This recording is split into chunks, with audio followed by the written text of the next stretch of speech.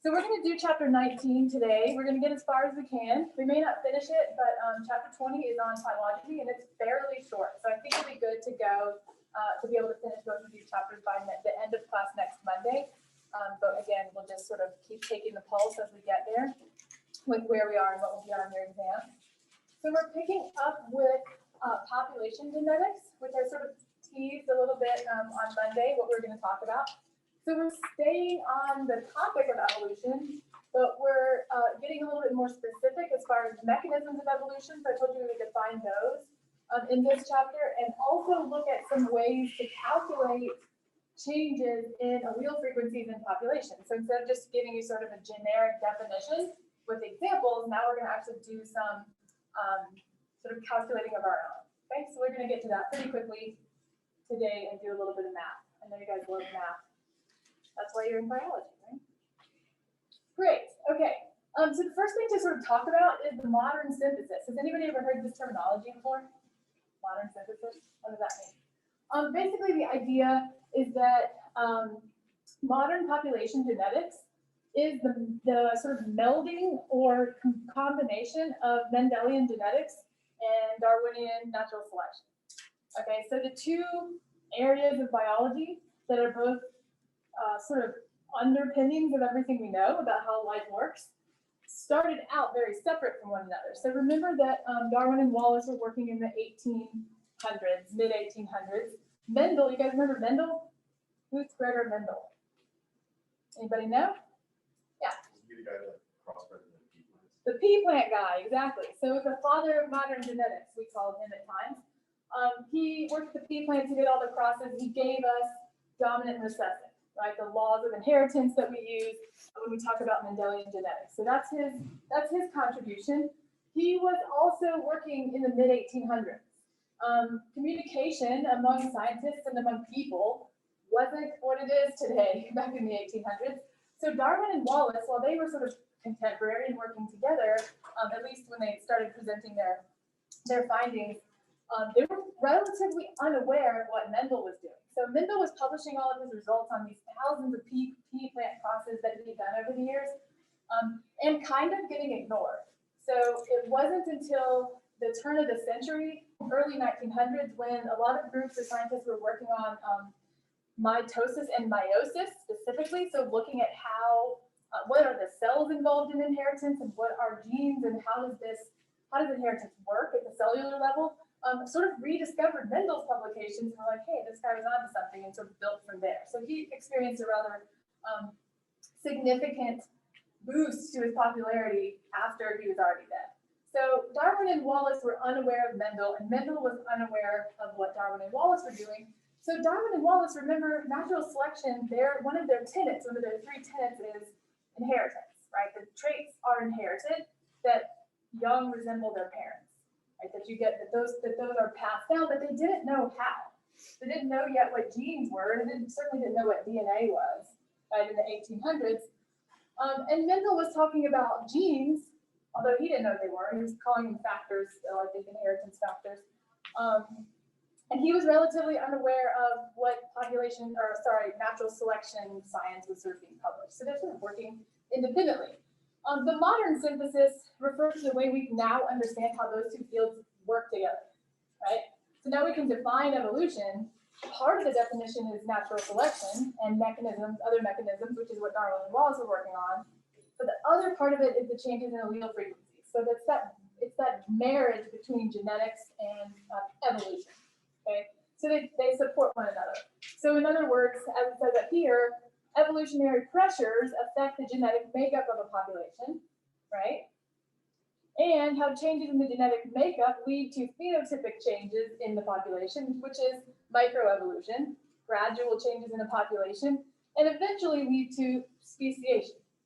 So it's the genetic explanation for evolution and the evolutionary pressures on genetics. So it's the blending, okay? So that's what modern synthesis refers to. And that's sort of where we are now, when we're going to start looking at ways to measure populations and measure changes in populations. We can do that because we have the genetic tools, okay?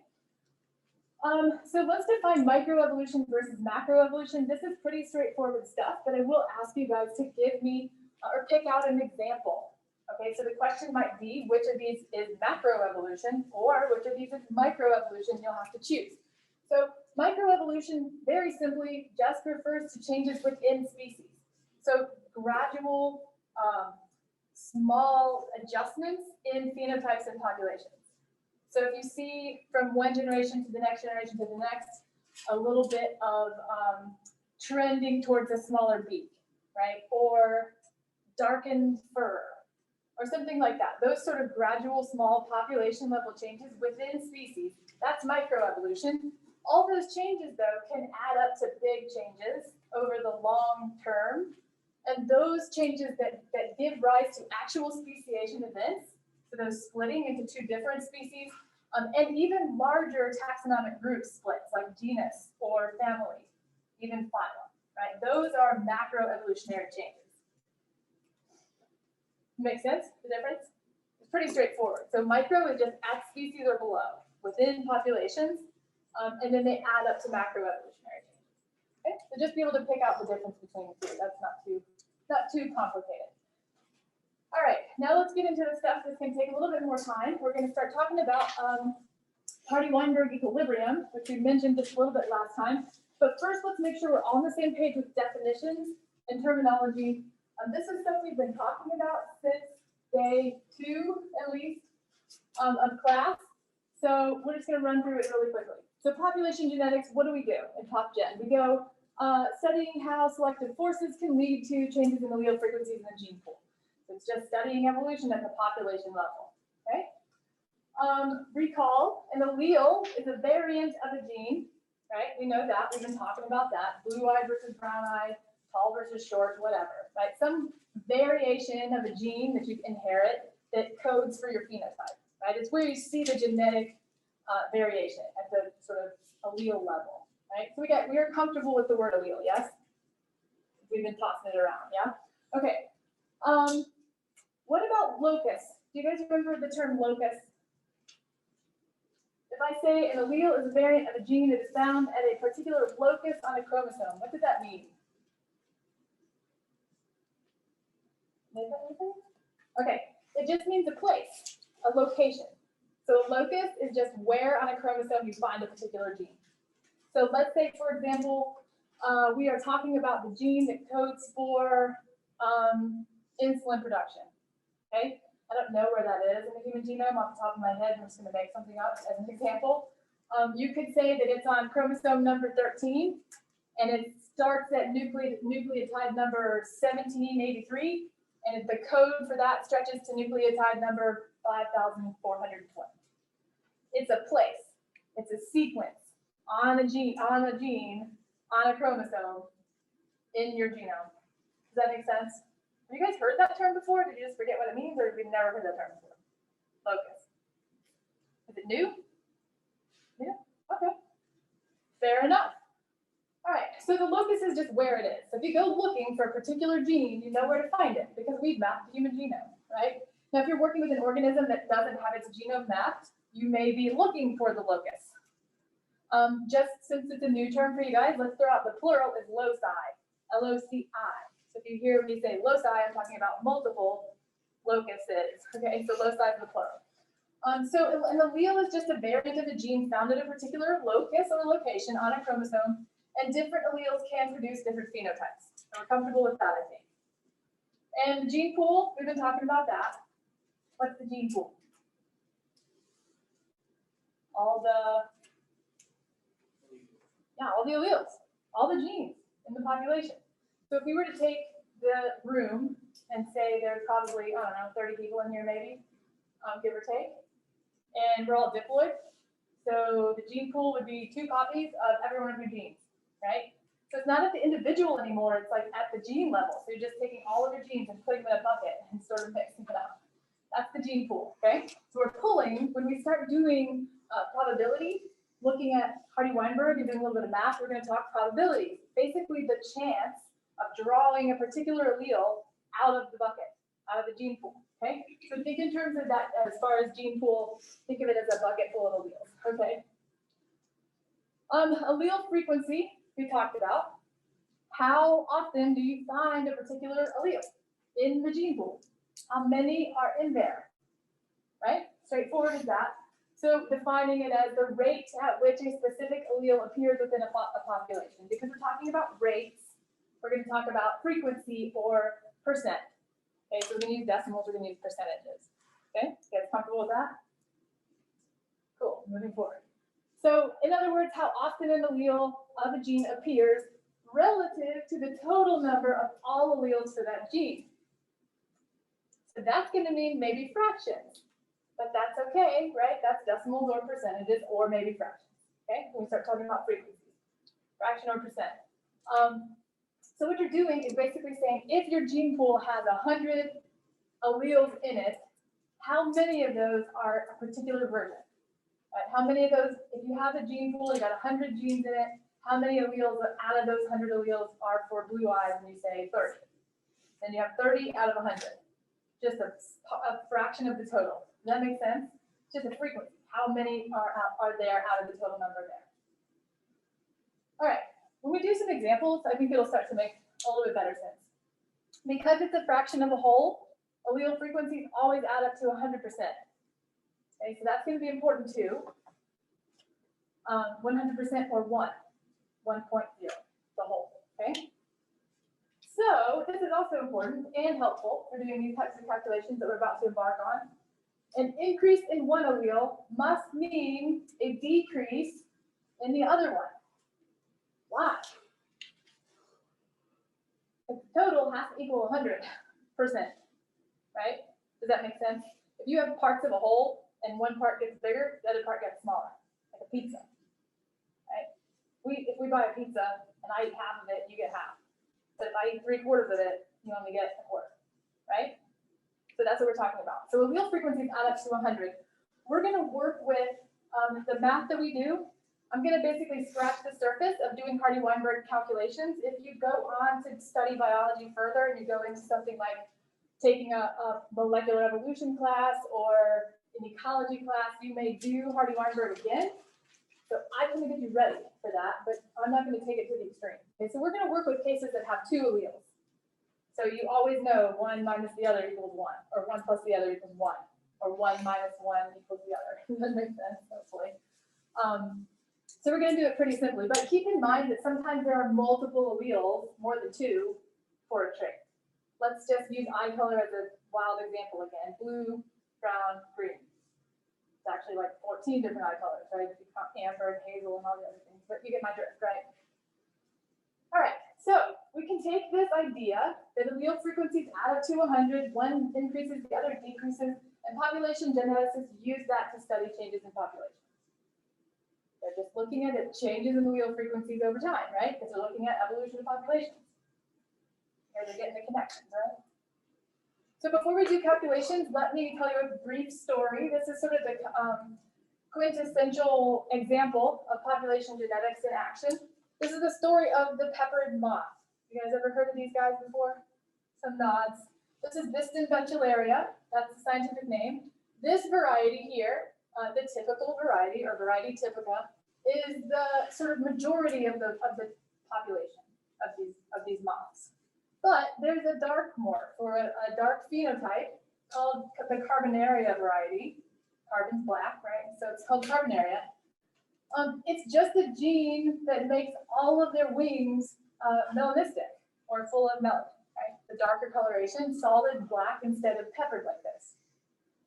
In a natural population, under natural conditions, there's not that many of the black ones, okay? Because they camouflage really well on lichen-covered trees. You guys know what lichen is?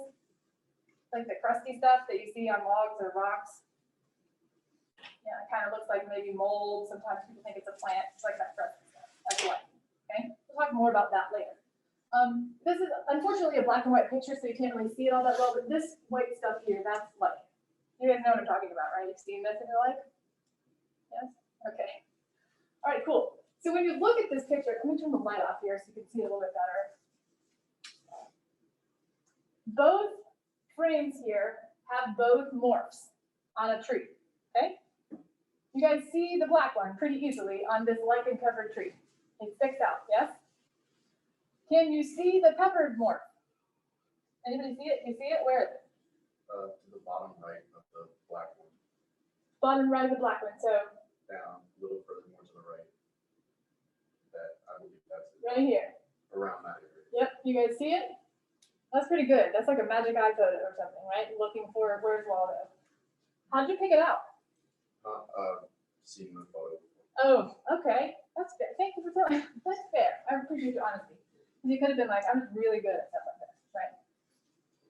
Anyway, I feel like I can maybe see its body markings. So if you look at this picture, you can see there's kind of this darker band up here on its body. You can kind of pick that out right here. And if you see that, then you can sort of see the outline of a wing. You guys see it now? Pretty well camouflaged, yes? Yeah. So if you are a predator, these guys, their main predation pressure comes from birds. So visual hunters, right? You're a bird and you're flying over and you're looking for a quick snack. Who stands out to you on the lichen covered tree? The peppered one or the dark one? The dark one, right? Easy snack. What happens when you remove the lichen and you cover this bark in soot?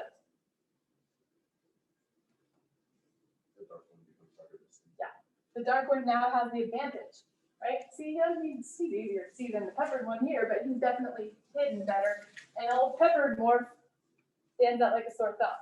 So now who's going to get eaten faster? Peppered moth, yep. So you can see really quickly the difference between these two environments changes who has the advantage versus disadvantage, right? So the adaptation is different. Well, the reason this is significant is because during the Industrial Revolution, in England, there were people studying these moths because what was happening, lichen are considered an indicator species because they're sensitive to changes in the environment. As it turns out, they are symbiotic. So they have multiple species cooperating that end up forming lichens. So they're really sensitive to environmental changes. If one of those species collapses, the other one can't make lichen alone. So if they disappear, it's sort of an indicator that there's something wrong in the environment. In this case, it's pollution. It's soot from burning coal during the Industrial Revolution. So soot is killing the lichen and coating the trees. So in a really short period of time, the environment that these moths inhabit changes to where their natural habitat changes to look like this. The pressure on the different varieties in the population shifts. And what you see is a shift in the allele frequencies in the population. So where now all of a sudden there are more dark morphs being born than peppered morphs. Why?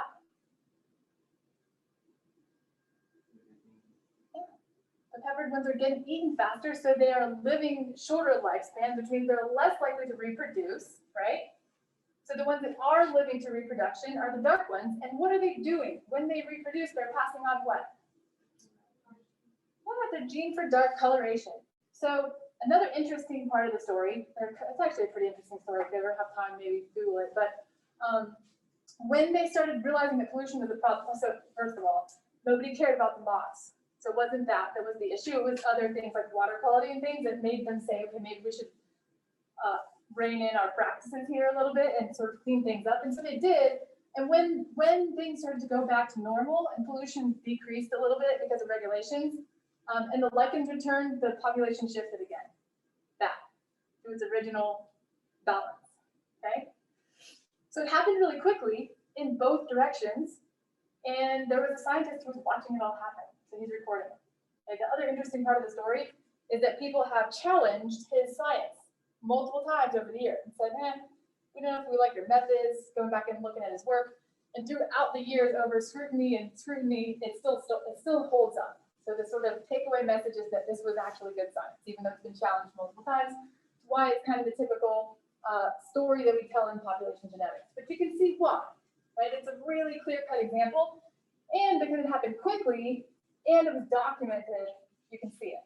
It's kind of like watching the bacteria evolve in front of your eyes in 11 days on a plate. It happened quickly enough to watch it, which is significant. Because again, in evolutionary biology, a lot of times this stuff is happening really slowly, so it's hard to like visualize an example from beginning to end, right? So significant story. You'll hear about peppered moths probably once again on the exam. Okay, so just know the story and what it relates to. All right, fun with math. You guys ready? Before we get started, I'm going to tell you what I'm going to expect from you on the exam. There'll probably be between 3 and 5 questions on the test that ask you to work with this equation.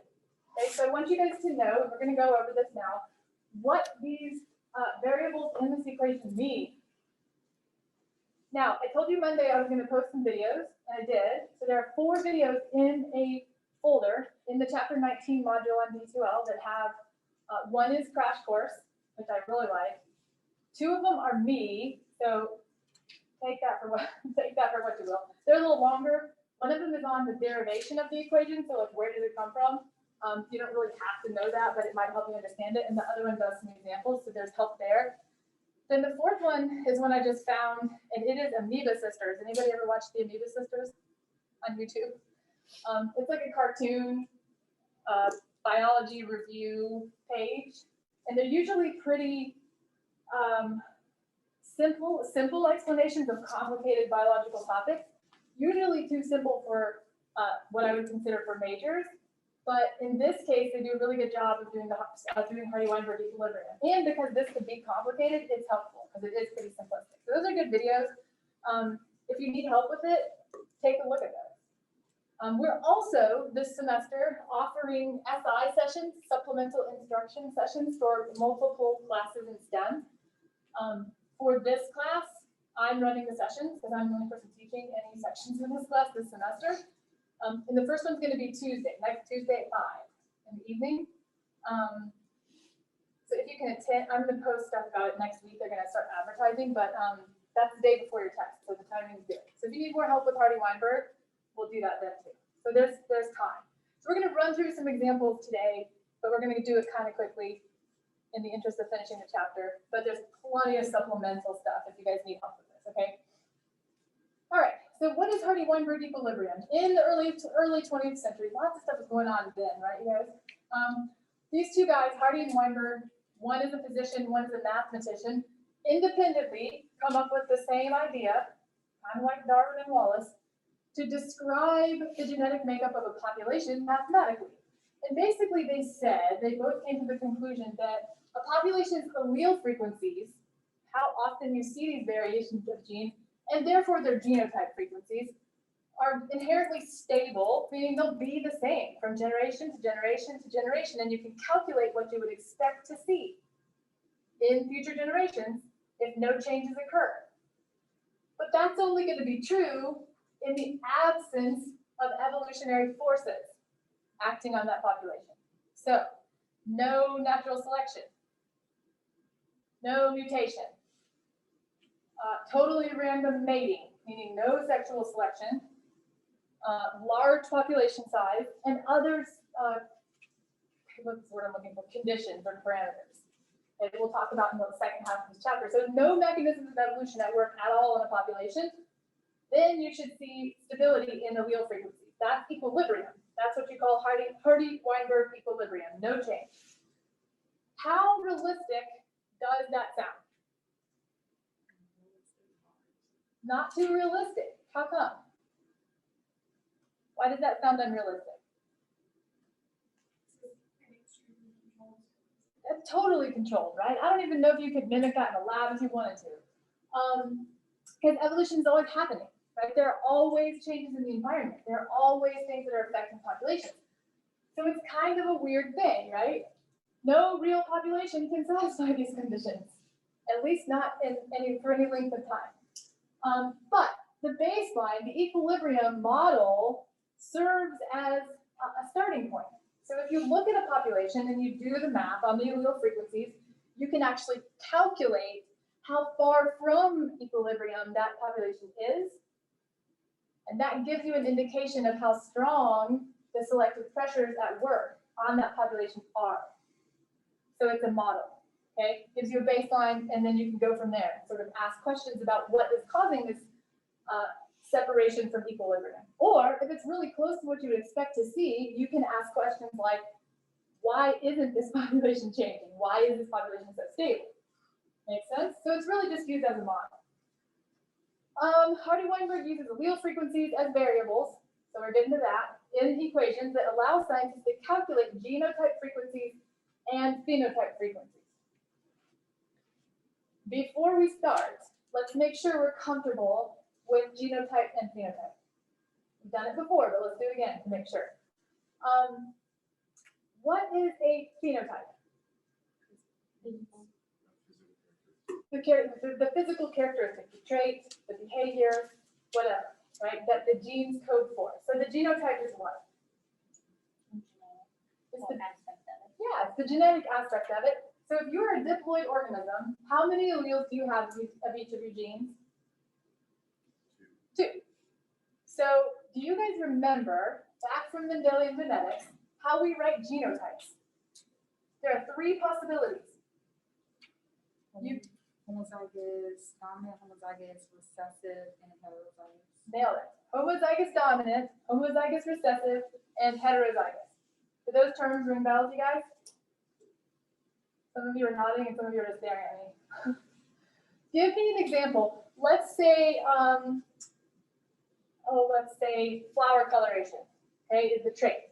If big R, capital R is red, and lowercase r is white, okay?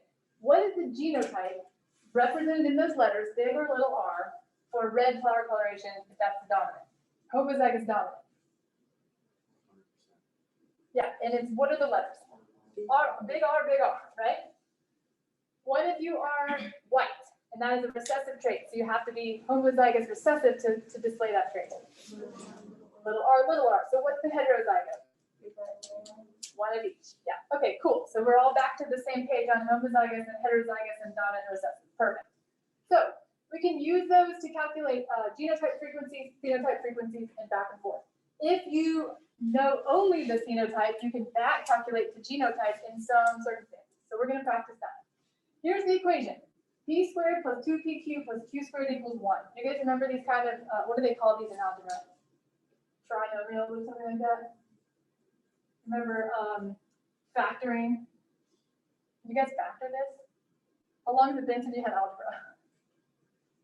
A while, right? For me, it's been a long time.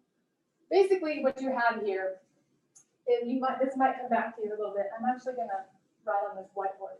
So for you guys on Zoom, if you can't see because this whiteboard is too short, I'm gonna make a short video and insert it in this recording later so you can see it better when you go back and look at the recording. Unfortunately, the best option that I can come up with for today. So hang in there with this. But I'll try to write at the top of the board. Can you see the whiteboard at all? Yeah, we I can. I can Perfect. see most of it. Yeah. I'm going to write high so you can hopefully see it. But again, Okay. I'll fix the video later so you can see what I'm doing. All right. All right. So this is the equation.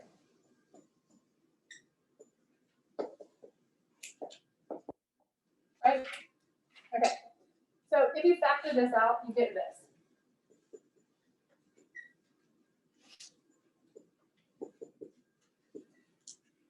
Anybody look familiar? That's factoring, right? So basically, if you take this times this, you get this. You're not going to really have to do a whole lot of that kind of stuff, but this is, if you watch the video about the derivation of the equation, it'll explain where it comes from. This is also important because we need to know what each of these variables means to move forward with this. So P and Q are alleles. So far, so good? Okay, let it sink in for a second. So P is the probability or the frequency of the dominant allele. And it's the frequency. Okay, so how often do you see that? And that makes Q what, do you think? Recessive. Yeah, frequency of the recessive allele. I'm just going to put recessive frequency for now. Okay. The reason that this also works is because this times this is this squared gives you 1, but this is also squared, but 1 squared is still 1. That's why you only see that. Everybody's cool with that, right? So it's always going to be 1 on this side. So we can also write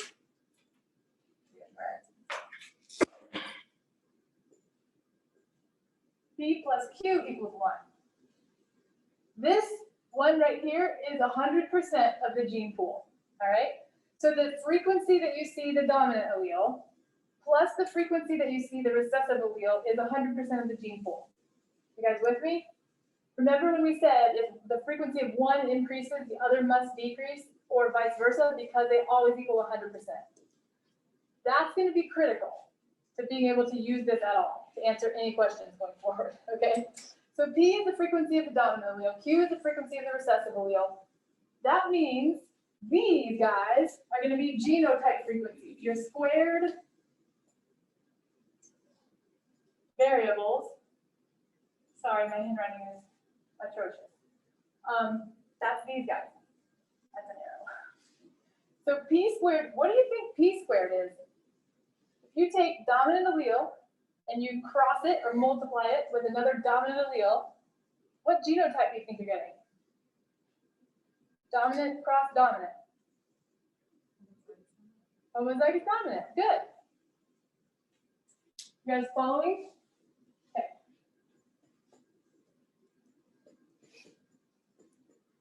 Homozygous dominant. So what do you think Q squared is? Homozygous recessive.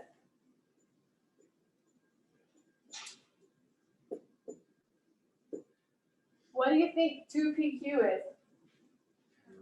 Heterozygous. Yep. I'm just going to write HET.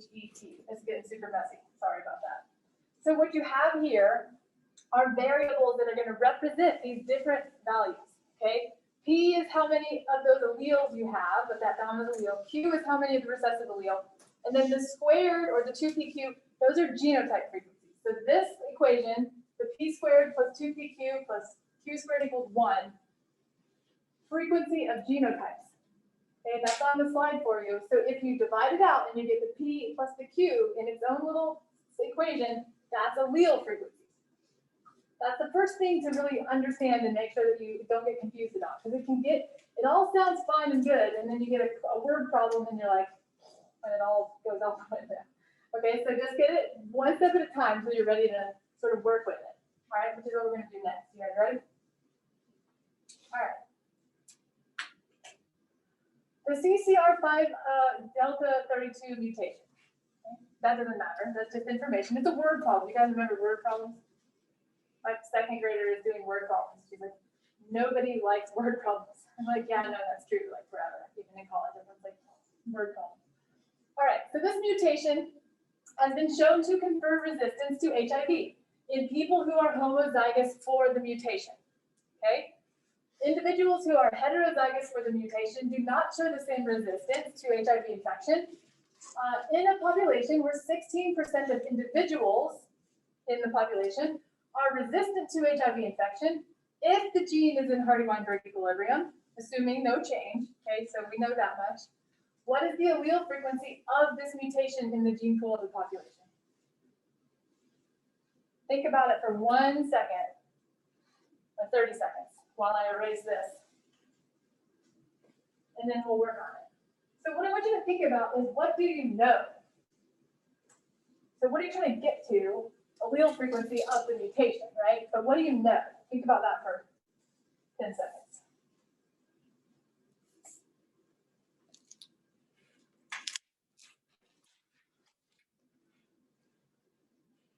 Okay, 10 seconds is up. What do we know? Well, what are we looking for? Looking for the allele frequency of the mutation. Is that, what allele is that? Is that P or Q? Is it P? No, we're looking for. We're looking for.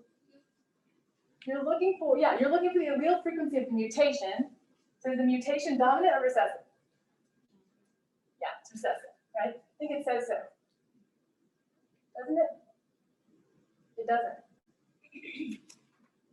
Okay, so on a test, I will make sure you know. You'll have all the details. All right. So, yeah, that you have to assume that. Sorry. Yeah, you're looking for the allele frequency of this mutation. We're going to assume the mutation is recessive in this case. If you read it closely, you could probably infer that, because it does say that individuals who are heterozygous for the mutation do not show the same resistance to infection, right? So if you're heterozygous, you have one mutation and one wild type. or one unmutated, right? So if you have one recessive and one wild type, but only the wild type phenotype is showing up, which means no resistance, then you can infer that the mutation must be recessive. Yes? Okay, I see some nodding. Okay, let me know if I'm losing you. All right, but like I said, on a test, I'll make it more obvious than that, so you don't have to think that hard, because you already have to figure out the math part. Okay, so what do we know about this population? We got any numbers to go on? 16% homozygous recessive. How do you know that? Because it says 16% of the individuals are resistant to it, and the only people that are resistant are those that are homozygous recessive. Yep. So let's call I don't want to use T2 because I don't want to be confusing. Let's call it,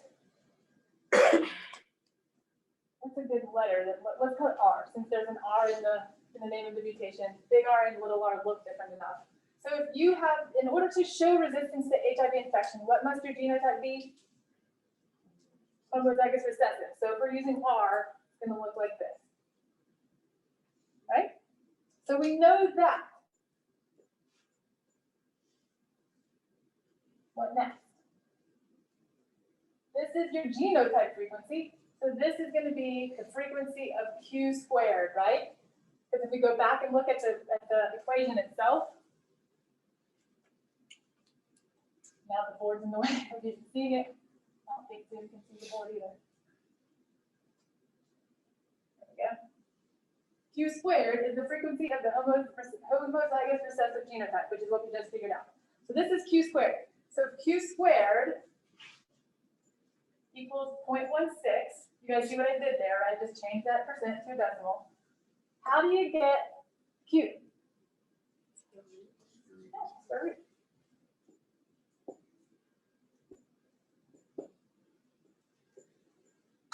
Right? 0.4? You guys check my math if I'm doing it without a calculator up here. So do we have the answer?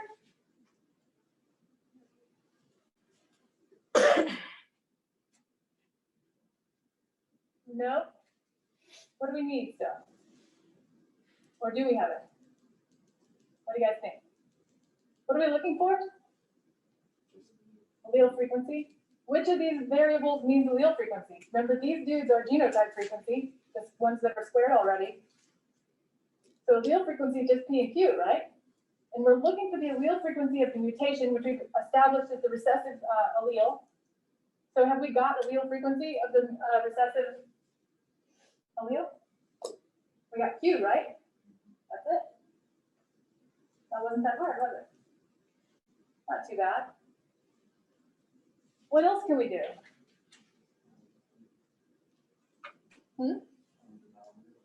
Yeah, so how do you do that? That's pretty straightforward, right? Would it? That's a really good point. Couldn't you just take the 0.4 and subtract it from 1? You can. Yep, so let's address both of those things. Let's do this part first. So if P plus Q always equals 1, because this is the whole, and these are parts of the whole, we know Q, right? P plus 0.4 equals 1. So what is P? Yep. So now you have P and Q. Back to your question, does that mean that 84% of the population is homozygous dominant? Some of them are heterozygous. So how can you figure that out? Can you? You can. How? It's 0.6 is 60%, or 60%, and 0.4 is 40%. But then you have to take away the 2 p. How do you figure that out? How do you exactly? You guys follow what she said? So you can do 40% and 60% of the alleles, but then how are you accounting for those heterozygotes? How are you accounting for 2PQ? Do what? 0.65.4. Where are you getting those numbers? Are you doing calculations over there? Okay. I'm just making sure I wasn't missing something. Or I just wanted to know where your train of thought was coming from. So, okay. These are allele frequencies. Here are our genotype frequencies. Let me erase and make more space so that It doesn't get too low on the board. So we've established this, P equals 0.6, Q equals 0.4. We answered that question. So if this was a test, you'd already have that answer. You'd be moving on to the next thing. But now we're just going to play around a little bit with this. So we want to know our genotype frequencies now. Because we know how many people have the recessive, homozygous recessive genotype. We know this. That was given to us in the problem, right? What we don't know is our heterozygous, and we don't know our homozygous dominant. So how do you get from 0.4 to 0.16? We did it. We got from 0.6 to 0.16 to 0.4 by doing square root, right? So if you didn't have that already given to you and you just had these, what's p squared? 0.36. And we have the 0.16 because that's q squared. So what do you do here? 2p cubed. 2 times 0.6 times 4. What is that? 0.48? Is that right? Ta-da, the missing step. Does that clear it up a little bit? So it takes some thinking, you guys. It's a classic word problem, right? Figuring out the parts and pieces, what you know, what you don't know, and how to get there from point P to point Q, so to speak, right? Does this equal 1? 0.36 plus 0.48 plus 16? 0.16? Good way to check. Does 0.6 plus 0.4 equal 1? It does, but that's how we got there. So we can check our math that way.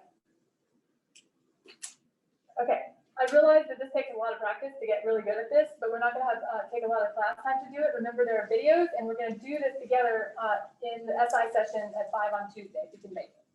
Okay, so there are resources, and if you can't make it and you still need help, I'm happy to help you work through these. Okay, it'll probably cost you 5 points on the exam-ish, somewhere around that range. Okay, so always keep that in mind too. Like if you're really stuck on something, and it's going to be like one question on the exam, so it's going to be like 1 point out of 100.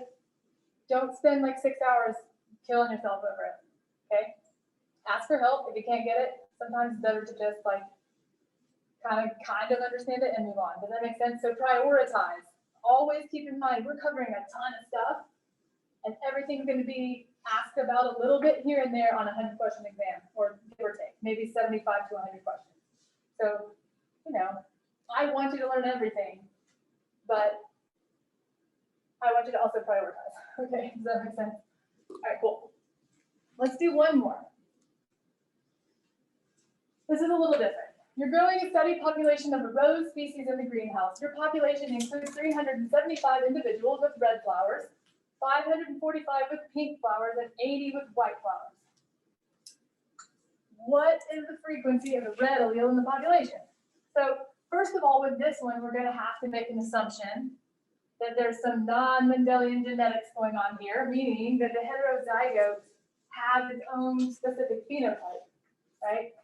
So which of those flowers do you think is homozygous dominant? What color?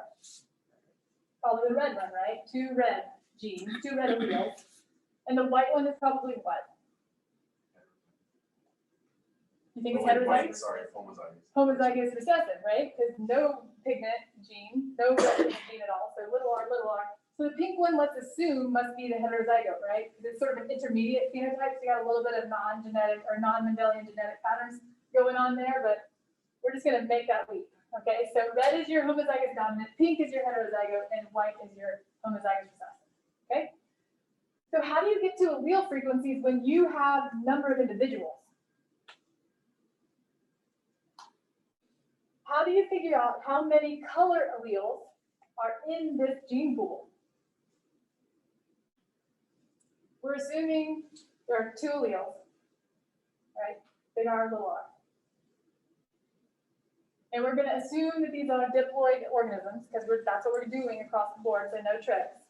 Not like a hexaploid cross or some weird thing. I'm just going to assume diploid. So how many individuals do you have in the total population? What's N of the population?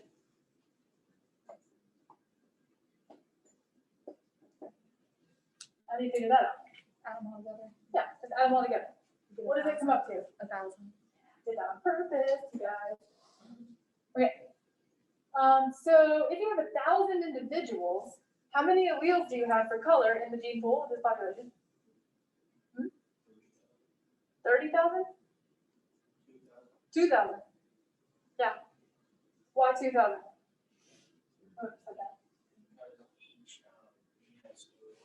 Yeah, each individual has 2, right? So their genotype is either going to be big R, little r, or little r. So each one of them is going to have 2 alleles for color. That's it, right? So just 2 times your population number if you're talking about diploid. So you got 2,000 alleles. So what is the frequency of the red allele in this population? How do you figure that out? Any ideas? Well, you got 375 of these, right? So far, so good? Yes? Because that's 375 red ones. So how many big R's are there in 375 diploid individuals? 375 times 2. Yeah. 750? Let me actually put times 2. So what about heterozygotes? How many big R's do you have in, what do we have, 545? So what does that give you? Everybody has 1, right? So this is 750 big R's. This is going to be 545 big R's. And what? They take into account this little guy, right? So what does the heterozygote contribute to the gene pool? 545 big R's, but also 545 little r's. You guys with me? Yes or no? Okay. So what about the white flowers? There are 80 of these. What have you got there? 160. So you can just do that times 2 because they're all little r's. You get 106 right now. Sorry, this is super messy. I apologize. 160 small r's. We're getting there, aren't we? So what have we got? What next? We're just looking for frequencies of alleles. What do? We know how many each of the genotypes is contributing to the gene pool, so just add them, right? All right, what's 750 plus 545? 1295?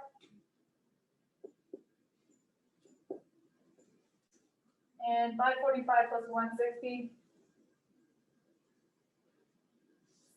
What am I, 705, is that right? Yes. Having a moment there. What does that equal if you add these together? 1,000. Check. You have accounted for all your alleles. And now you have allele frequencies. Ta-da! Isn't this fun? Don't you guys love it? Okay. So now you've answered your first question, right? What's the frequency of the red allele in this population? Have you answered it or not?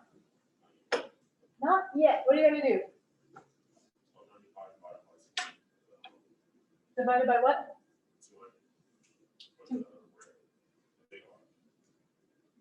1295 divided by what? Did you say 200?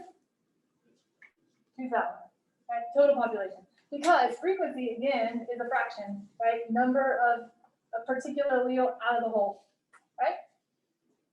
So for frequency of the red allele, which is going to be B, right? Because it's the frequency of our dominant allele.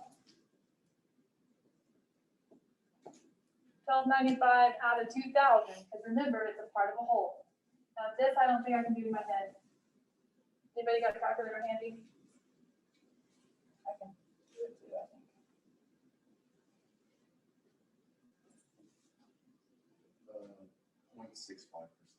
Rounding it a little bit, right? 65%.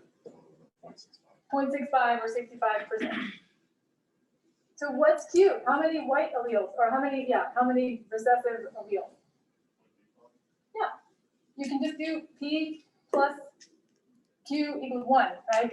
And just take the difference. So you've got 35%, give or take. It's okay, you guys? I know it's like a lot coming at you. So that's why there's practice. I can also post some practice problems if you guys think that might be helpful. You want those? I'll throw them out there. Do them if you want to. Don't let you go. Let's see. How are we doing? I really want to move on. So let's skip this next part about being in equilibrium. How did you do that though? Any guesses? Okay, let me just tell you. How about that in the interest of time? If you have P and Q, then you can use P and Q to predict genotypes, right? So you would just take P squared, and that would give you your homozygous dominant genotype. You guys with me? Then you just take your Q squared, which we figured out with 0.35, and then you've got your homozygous recessive, and then you do 2 times P times Q, and you've got heterozygous.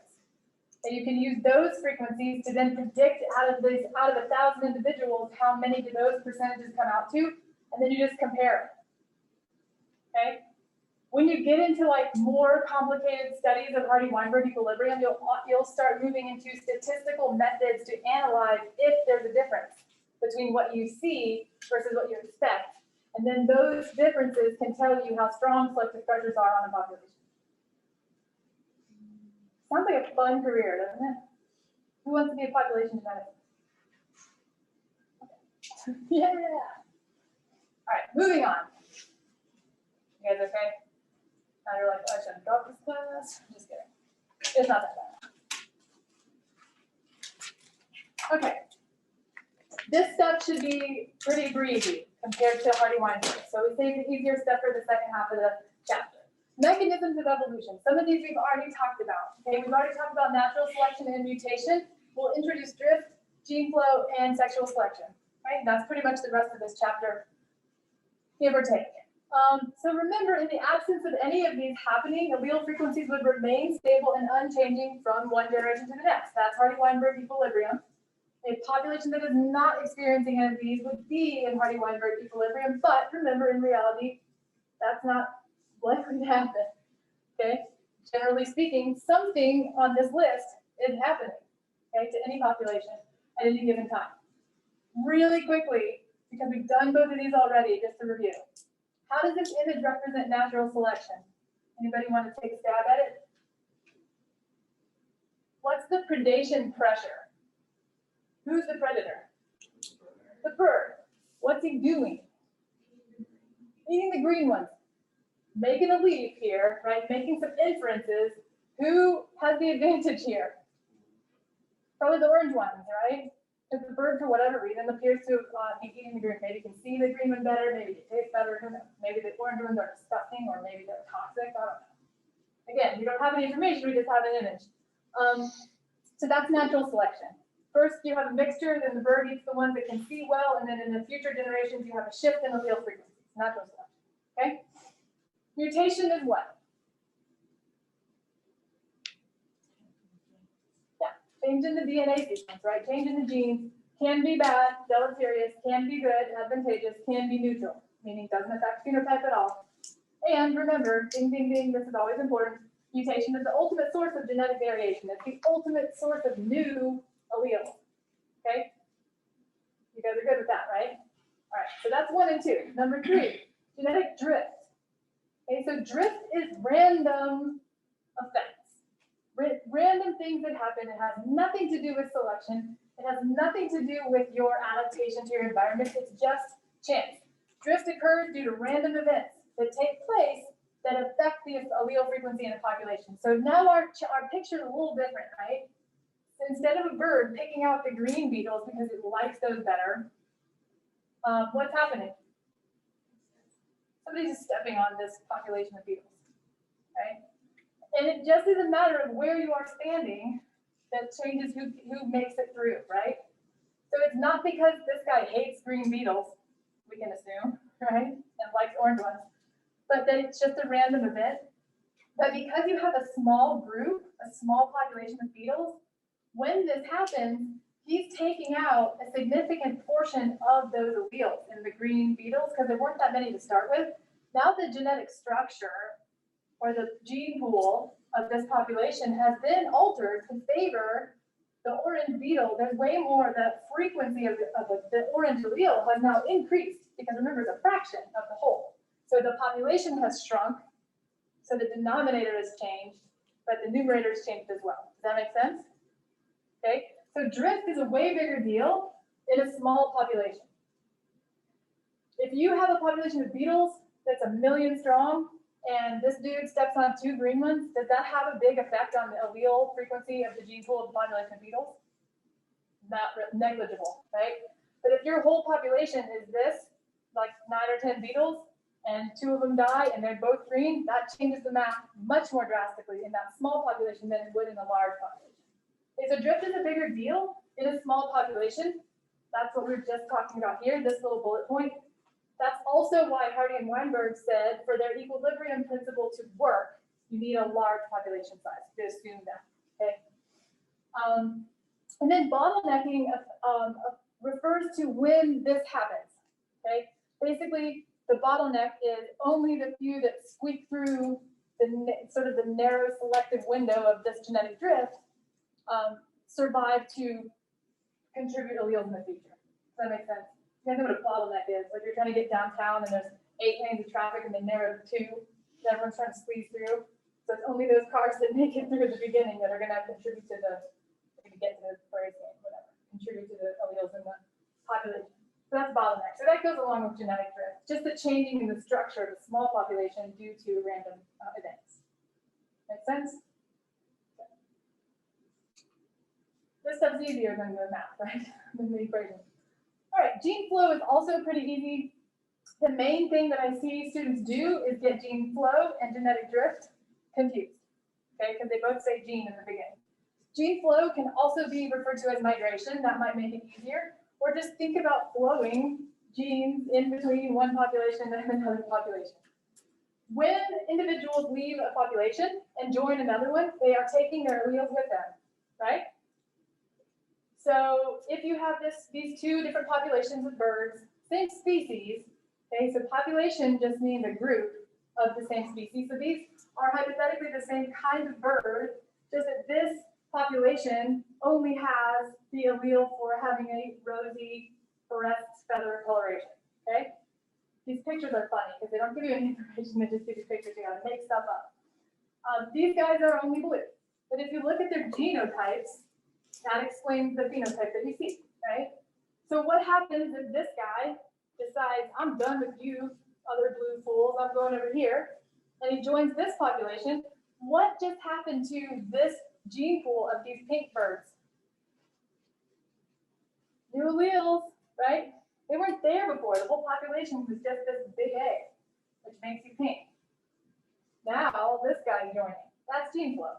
This movement of genes from one place to another, one population to another. So you can have immigration or emigration, right? Immigration is when you come in, that changes the gene pool. If you have emigration, in this case, this guy leaving doesn't really change the gene pool too much. It just changes the size of the population. But if you had a mass migration, you can have an effect. Right, so this again is a simplified example of it, but the whole idea is just that movement in and out of populations changes genetic structure or allele frequency. Make sense? Moving around. What do you guys think about in terms of migration, human migration? What does the human gene pool look like? Pretty mixed up, right? Because there's been so much travel from one place to another, and we have the freedom to move anywhere we want, right? Well, when coronavirus restrictions are lifted, and assuming you have the economic ability to do so, right? But we're not limited by the ability to cross an ocean like some other populations might be. So some populations stay more isolated, and there's more sort of admixture in other species, but interesting to think about. All right, this one's always fun. Thinking about non-random mating. Okay, what would it be? What would it mean if you were talking about random mating? Can you explain? Can you give me like a definition or an explanation or circumstance? What would random mating look like? Anybody selective? Any preferences for a mate? Anybody anybody will do, right? That's random mating. How frequently does that happen? Not very often, right? So just about every sexually reproducing species has some way of choosing a mate. That's why natural selection works, because some species have, or some members of the population have an advantage in finding mates. So sexual selection is actually a huge driver of natural selection. That's why you see crazy traits, crazy behaviors, mating rituals, things like fighting over mates, right? Or displaying. What is this guy doing? What is this? You guys know? Peacock. Is this a boy or a girl? A boy. You know what the girls look like? They're not fancy. They don't have the big tail. They have a tail, but it's really small. They're not blue. They're like gray and brown. They're called peahens. They're pretty dull. You can Google it. Check it out. Because it doesn't matter. She doesn't have to be glorious because he's the one trying to catch her. Okay, so it's female selection. And this trait, this ridiculous display of a tail, is a way for him to show that he is the one she should choose. Okay? So why does it matter? Why does she care? Well, it's clearly sexy, right? That tail? I mean, come on. Why is it attractive? What does it indicate, do you think? Good genes, right? You can't be unhealthy and produce this, right? So feathers are expensive to make. You've got keratin, you've got pigment, you've got time, right? Cellular energy going into building this crazy thing. So it makes you look like you're a good catch. And you probably have good genes, you're healthy. You're also probably good at attaining resources, because you gotta have food, gotta have energy to do this, right? To build something like that. You're thinking in terms of energy that it takes to build body tissues, right? Including feathers. So you look like a good catch. It's also interesting to think about it from an adaptation standpoint. This is ridiculous. It's energetically costly to do this, to build this tail. But what about survival? If you are a bird and you are carrying this behind you, does it make it more or less likely that you're going to be caught by a predator who might be pursuing you? Probably more likely. You're dragging this thing behind you, right? It's also, he's not blending in when he's displaying like this. This is attractive not only to female peahens, but also anybody that's around that might want to eat him. He's bright blue. Not a great camouflage color in nature, right? So what you see is the evolution of these traits that may be considered what we've labeled in the, what I put in the slides is calling maladaptive, right? It seems like a bad idea, energetically costly, probably risky to attract predators, and yet this trait persists. Why?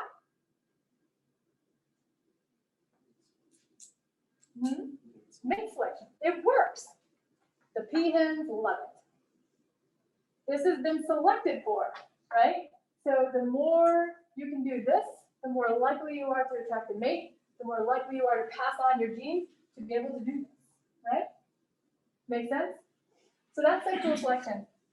I love this video, but it kind of, I really want to make sure we're making good progress. I'm not going to play it now. It's only like 4 or 5 minutes long.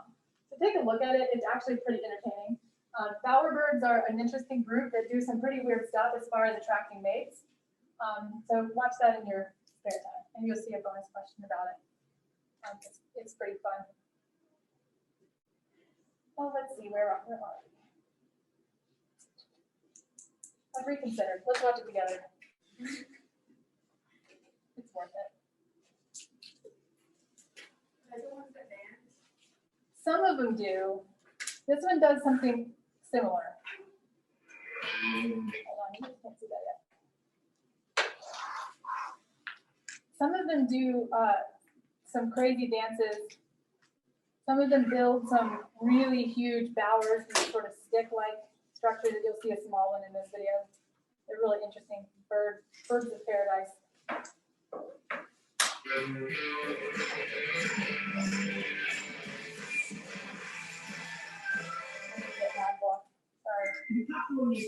The bowerbird has deliberately rebuilt and redecorated his bower.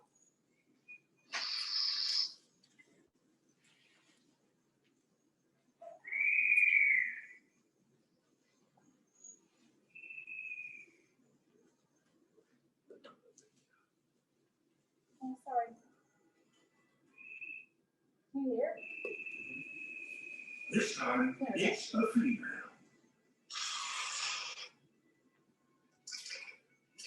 This is just what he wants her. Time to begin the show.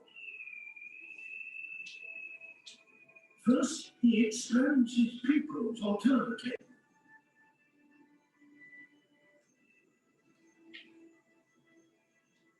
Mesmerizing, isn't it?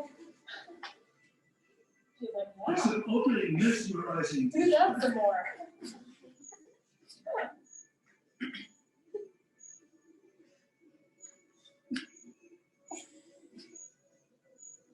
A sort of limbering up, accompanied by a weird and wheezy call from deep in his throat.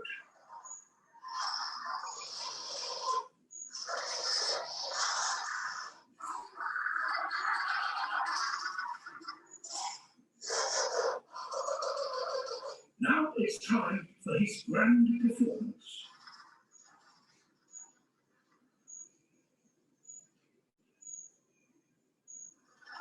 He waves his wing like a matador's cape.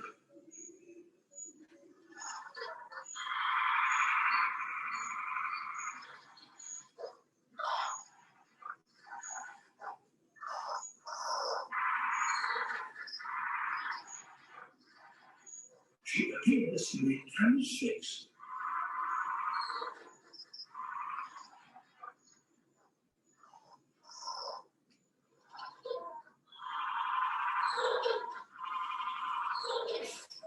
This is certainly eye-catching, but it seems he needs to do more.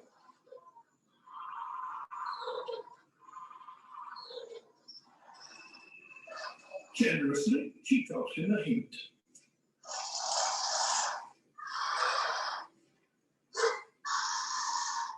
She's like, I want to see you do that, but while holding a bear.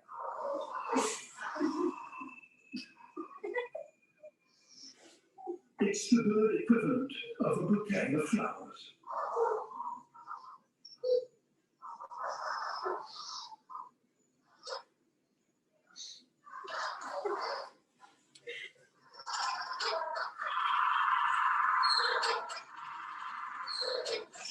It's all going so well, it's time to get physical with a few headbutts to her chest.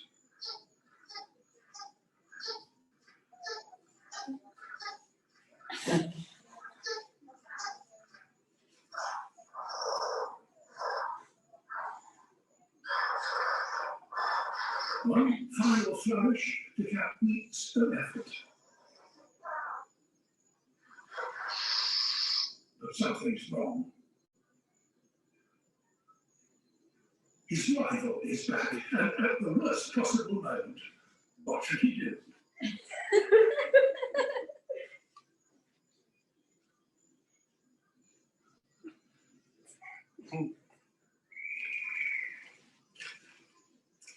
For the female, the moment has gone. Fabulous. Sometimes, whatever you do, things just don't work out. Okay, I'm glad we watched that together. I'm gonna take that back a minute.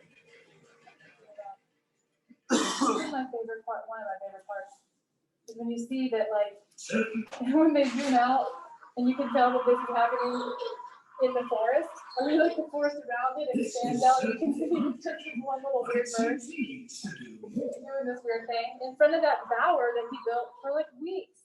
It took that dude weeks to put those sticks in that formation so she could stand there and watch him do that weird dance. And that's what you have to do to get a mate if you're a bowerbird. So sexual selection, man, it makes for some pretty weird stuff. If you look at other bowerbirds, there's one species, I can't remember the name of it. That one's a flame bowerbird. Oh, it's McGregor's bowerbird, so look that up if you're interested. It builds a bower that's as tall as me, and it takes like 7 years for this bird to build this bower, and its rivals will come and pull sticks out of it to like sabotage his efforts. It's really crazy stuff. Anyway, that's sexual selection. We only have like 5 minutes, so let's just look at where we're headed. I think we should be good to finish this chapter and then do chapter 20 on Monday. So that's the goal. We're going to talk a little bit more about variation and what causes variation at the genetic level pretty briefly. What happens when there's not enough genetic variation in a population, and kind of questions that you can ask and answer about that. And then types of selection that change phenotype. And then there's one video, you guys can watch it on your own because I won't play this in the class. It's a little longer, like 11 minutes or so, but it's all about selection. So we don't have too much left in this chapter, but that's where we'll go on Monday. And then we'll try to do the phylogenetic tree chapter, which is chapter 20.